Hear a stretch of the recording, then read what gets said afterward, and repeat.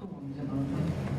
But you learn all sorts of strange things, like arsenic was used in pre-penicillin days to treat syphilis.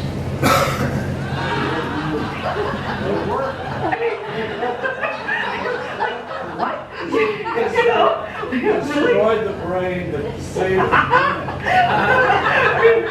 I learned these little nuggets. So I was going to look for two pieces that I don't read that often, or haven't read much at all. And I was going to start with this bonus poem. Yes, I get some bonus poems in here, like potassium chloride. We get to have, not just straight up potassium, but this was the first one I was going to do. And I should preface, if you do not know, I am from Chicago. I'm an Illinois girl. So if I say things about my state, you'll know what state. It's not Texas, sorry. So sorry. There's another state besides Texas. It's a long ways away wherever.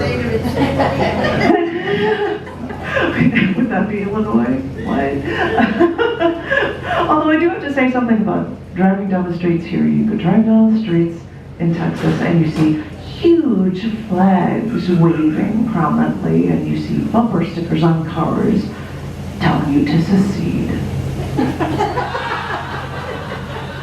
These are the things I learned in life. But I'm going to go back to my periodic table bonus poem. This is potassium chloride. Once worked for a company who stopped selling their drugs to state correctional facilities, who used them in cocktails to kill their prisoners. The company didn't have a moral issue, but religious and political groups did, and companies couldn't justify selling drugs as sedatives to hospitals when those same drugs were used to kill people. Then I learned that in the cocktail, pentobarbital was the sedative, pavulon was the paralytic agent, and potassium chloride killed them. So I instantly remembered that as humans need potassium, but nobody will sell supplements because too much potassium could easily kill a person. So, too much of an element that we need for life can kill us. Fascinating. But it's not straight potassium that they use in lethal injections, it's potassium chloride. So I wondered, but why not just straight potassium? And that's when I heard that if you take potassium straight, it would burn. So they used this metal halide to potassium with chloride, just to make it less painful. I mean, how nice of them, because it would be cruel if a prisoner went in pain before we killed them. That would just be cruel of us. More than a decade after my state imposed a moratorium on executions, then the death penalty was abolished. And I know the death penalty costs us taxpayers much more money than keeping prisoners alive for life. The death penalty is not a deterrent, and the death penalty does take innocent lives from wrongful convictions. But all that's stuck in my head right now is potassium chloride, things our body needs to kill us. I reflect on late-night leg cramps because we don't get enough potassium. Chloride is needed for metabolism, and potassium is one of the most important electrolytes in our body. Still, too much of it can kill us.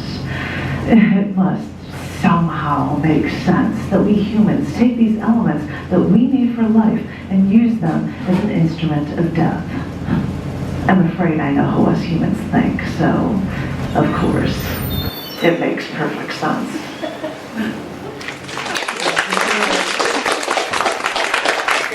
You didn't think you were getting a science lesson at the same time, did you? Sorry, don't do that. This one is thallium, which alright, here we go. We'll just make this one more interesting. This is thallium. I swirled the wine glass in my hand. I watched the red wine swirl, creeping its way to the lip as I hypnotically observed a vortex. I like drinking my red wine from those low, wide-mouthed glasses so you can smell the sweet aroma without even drinking. But now I check my fingernails, looking for dark ridges. I wonder if I should pull out a few hairs and check my roots for telltale stripes. I scan my brain to check if I have enemies.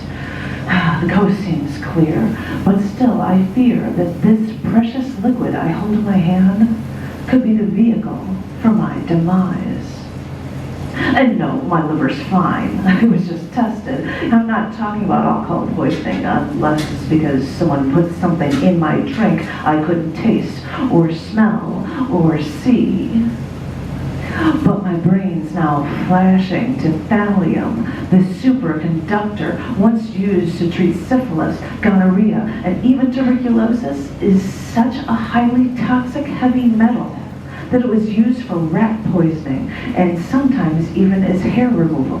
Yeah, trace amounts of thallium can even make you lose your hair.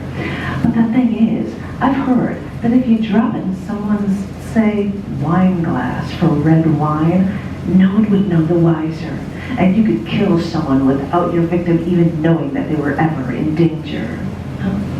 If I keep this up, I'll really start to worry whenever my stomach hurts, whenever I feel nauseous or have diarrhea, or if I feel numbness or tingling and pain.